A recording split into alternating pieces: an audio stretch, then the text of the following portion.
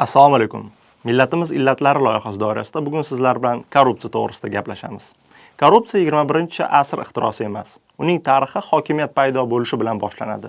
Hokimiyat esa odamlar jamoaga birlashib, ularning turmushini boshqaradigan, turli xavflardan himoya qiladigan va resurslarni taqsimlaydigan bir kishi tanlanishi bilan paydo bo'ladi. Qachonki bir kishi boshqalar uchun qaror qabul qilish imkoniyatiga ega bo'lsa, u doimo bu imkoniyatdan shaxsiy manfaatlar uchun foydalanishi mumkin. Tasavvur qilib ko'ring. Ilk inson jamoasi, bir oqsoqol, kuchli yetakchi yoki jamoaning eng hurmatli odami g'alla, yer va odamlarning taqdiri haqida qaror qilish huquqiga ega bo'ladi. U qavm haqida qayg'urishi kerak, lekin kunlarning birida u o'ziga biroz nimadirni ko'proq olib qolishga qaror qiladi. Bu biroz ko'proq mayda gapdek tuyuladi, lekin aynan shu narsadan insoniyat qayta bosib o'tadigan yo'l boshlanadi. Millatdan avvalgi 24-asrga oid Shumer sopol taxtachalarida jamoat mulkini o'zlashtirgani uchun jazolangan amaldorlar tilga olinadi. Qadimgi Misrda esa ibodatxona boyliklarini saqlovchi kohinlar ba'zan tortiq qilingan qurbonliklarning bir qismini o'z ilohlariga topshirishni unutishgan. Xitoyda imperatorlar pora va noqonuniy yig'imlarga qarshi farmonlar chiqarishgan. Ammo mahalliy hokimlar ularni chetlab o'tishning qulay usullarini o'ylab topishgan. O'rta asrlarda ham korrupsiya Yevropa saroylari va cherkovlarni qamrab olgan. Misol uchun, harbiy lavozimni egallash yoki cherkov iyerarxiyasida ko'tarilish uchun kerakli odamga oltin, sharob, yer hadya qilish kerak bo'lgan.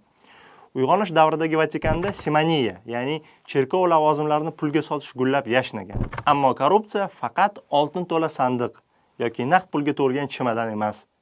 Uning ko'zga tashlanmas, lekin ancha barqaror shakli ham bor. Va bu maishiy korrupsiya. Bu bir qarashda oddiy minnatdorchilik yoki shaxsiy kelishuvdek tuyulishi mumkin. Misol tariqasida, qadimgi Misrda dehqonlar soliq yig'uvchilarga tuhfa berib, ular soliqni keskin oshirib yubormasliklarini ta'minlashgan.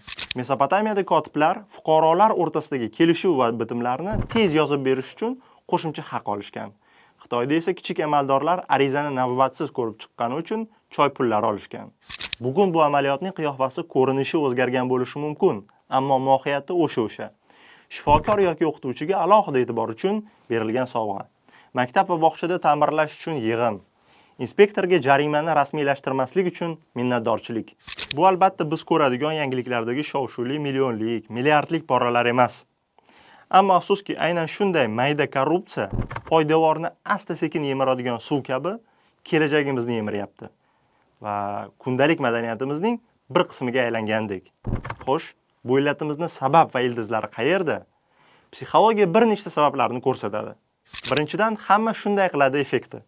Agar inson atrofidagilar, qo'ni-qo'shnilar, hamkasblar, qarindosh-urug'lar noqonuniy minnatdorchilik berib, tanish-bilishlar orqali masalani hal qilishayotganini ko'rsa, buni odatiy hol sifatida qabul qiladi. Bu me'yorga qarshi borish esa tavakkal qilish demakdir. Ya'ni vaqtni yo'qotish, natijasiz qolish, kalaka qilinishga olib keladi. Ikkinchidan, bu qarzdorlik hissi. Odatda kimdir bizga yaxshilik qilsa, biz javob qaytarishimiz kerakligini his qilamiz. Amaldor yordam berdi, biz rahmat aytdik. Keyin o'zimizga nisbatan ham xuddi shunday munosabatni kutamiz. Asta-sekin shaxsiy aloqalar qoidalardan muhimroq bo'lib boradi. Uchinchidan, kichik yomonlikni oqlash. Agar pora katta bo'lmasa, odatda muammoni qadrsizlantiramiz. Bu pora emas, shunchaki e'tibor belgisi deymiz. Ammo har qanday pretendent me'yorni mustahkamlaydi va keyingi safar chegara siljiydi. To'rtinchidan, bu tizimga ishonchsizlik. Odamlar tizim, tartib-qoida to'g'ri va adolatli ishlashiga ishonmasa, agar men bermasam, u o'z ishini ko'ngildagidek qilmaydi degan mantiq bilan maishiy korrupsiya sug'urta, ya'ni strafovkaga aylanadi. Agar men sizga ushbu kichik minnatdorchilik madaniyatimiz O'zbekistonning ravnaqini ham, tanazzulini ham oldindan belgilab berishga qodir desam, ishonasizmi? Bu aslo bo'rtirish emas. 20-asrning katta qismida O'zbekiston tarixdagi eng markazlashgan tizimlardan biri Sovet ittifoqining bir qismi edi. Hal qiluvchi va muhim qarorlar, ya'ni iqtisodiy rejalar, ishlab chiqarish hajmi, boshqaruv standartlari asosan Moskvada qabul qilingan. Rasmiy jihatdan bu holat resurslarni barcha respublikalar o'rtasida teng va adolatli taqsimlash ko'zda tutish kerak edi. Ammo aslida bu tizim Darren Acemoglu va James Robinson ta'riflagan o'zining mashhur asarida ekstraktiv institutlarga xos edi. Ya'ni hokimiyat va resurslar tor doira qo'lida to'plangan, aholining eng katta qismi esa qarorlar qabul qilish, jarayoniga ta'sir o'tkazish imkoniyatidan mahrum edi. Bunday tizimda rasmiy jarayonlar sekin, oldindan bashorat qilib bo'lmaydigan va kutilmagan, ko'pincha faqat hisobot uchun xizmat qiladi. Shu paytda vaziyatdan kelib chiqib, tizimda to'g'ridan-to'g'ri shaxsiy kelishuvlar, sovg'alar, o'zaro xizmatlar ko'rinishida norasmiy qoidalar ishga tushadi. Bu esa maishiy korrupsiyaning klassik ko'rinishi. Sovet ittifoqida maishiy korrupsiya noodatiy yoki istisno holat emas. Aksincha, kundalik hayotning ajralmas qismiga aylanadi. Masalan, kvartira uchun navbat yillab cho'zilishi, shifokor qabuliga kirish oylab kutilishi ehtimoli bor edi.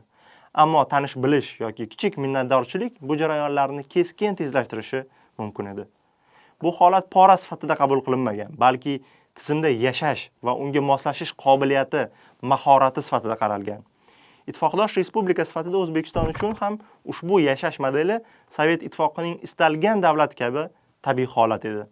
Biz o'sha Ajimoğlu va Robinson aytgan ekstraktiv institutlar, markazga qaramlik, murakkab va shaffof bo'lmagan tartib-qoidalar doirasida yashardik. Shu bilan birga eng ishonchli narsa shaxsiy aloqa ekanligini bilardik. Vaqt o'tishi bilan bu madaniy kodning bir qismiga aylandi. Chunki jamiyatga rasmiy protsedura ishonchsiz, aylanma yo'l esa normal va oqilona bo'la tuyula boshladi. Eng achinarlisi 20-asrning oxirida ittifoqning parchalanishi biz uchun buzg'unchi odatlarni yo'q qilmadi. Davlat mustaqil bo'ldi, ko'plab narsalar o'zgardi. Lekin jamiyat ongida o'nlab yillar davomida shakllangan sovet formulasi qoldi. Kerakli odamni topsang, masala hal bo'ladi. Ekstraktiv institutlarni qog'ozda isloh qilish mumkin, ammo ularning soyasi ommaviy odatlarda va hokimiyat bilan munosabatlarda yashaydi. Xo'sh, sovetdan qolgan bu merosni anglab yengib o'tmas ekanmiz, navbatda turish o'rniga tanish-bilish qidirib, rasmiy murojaat va sabr o'rniga esa kichik minnatdorchilik har gal qaytadan takrorlanaveradi. Mana eng katta paradoks. Biz sifatsiz yo'llar, oziq-ovqat va dori-darmonlarga oshib borayotgan narx, ishsizlik va kam ish haqidan shikoyat qilamiz.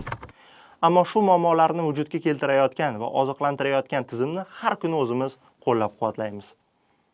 Bu faqat kichik minnatdorchilik deymiz. Lekin ana shu kichik tomchi har kuni davlat byudjeti hisobidan millionlab mablag'larni yo'qotadigan, jamiyatda davlatga ishonchni yo'qqa chiqaradigan va adolatni bulg'aydigan katta daryoga qo'shiladi. Shu bois mayda-chuydalar deb qaralgan odatlarning oqibatlari juda katta va real. Birinchidan, har bir maishiy korrupsiya holati bu byudjetga tushmaydigan pul. Demak, mablag' yo'llar, maktablar, shifoxonalarga sarflanmaydi. Mamlakat millionlarni yo'qotmoqda, infratuzilma esa eskirishda davom etmoqda. Ikkinchidan, universitetga yoki ishga eng munosib emas, balki kirish haqqini to'laganlar kirsa, ta'lim va davlat xizmati sifatsiz bo'ladi. Uchinchidan, halol tadbirkor noformal yo'lni rad etsa, sarson bo'ladi va tezda yo'l topgan raqobatchilarga yutqizadi. Odamlarda esa adolatga ishonch qolmaydi. To'rtinchidan, tekshiruvchiga pul beradigan tadbirkor oxir-oqibat norasmiy xarajatlarini mahsulot narxiga qo'shadi. Oqibatda butun bozor, har bir xaridor maishiy korrupsiya uchun pul to'laydi. Maishiy korrupsiya odatiy holga aylansa, u keyingi avlodni tarbiyalay boshlaydi. Yosh mutaxassislar o'sish, bilim va kompetensiyalarga emas, balki kelisha olish qobiliyatiga bog'liqligini ko'rishadi va o'zlarini rivojlantirishdan tiyishadi. Biz buni shunchaki jarayonni tezlashtirish usuli deb o'ylaymiz, ammo aslida bu mamlakatni sekin, lekin doimiy ravishda rivojlanishiga xalaqit berish.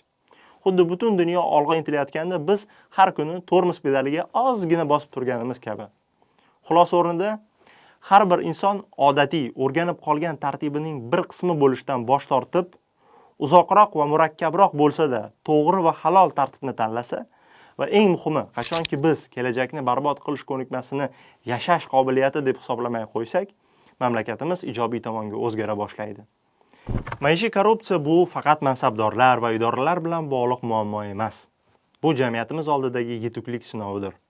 Va biz undan o'tish yoki o'tolmasligimizni har kuni, hatto eng arzimas tuyulgan vaziyatlarda ham o'z tanlovimiz bilan hal qilamiz. Unutmang, inson o'zgarsa, jamiyat o'zgaradi.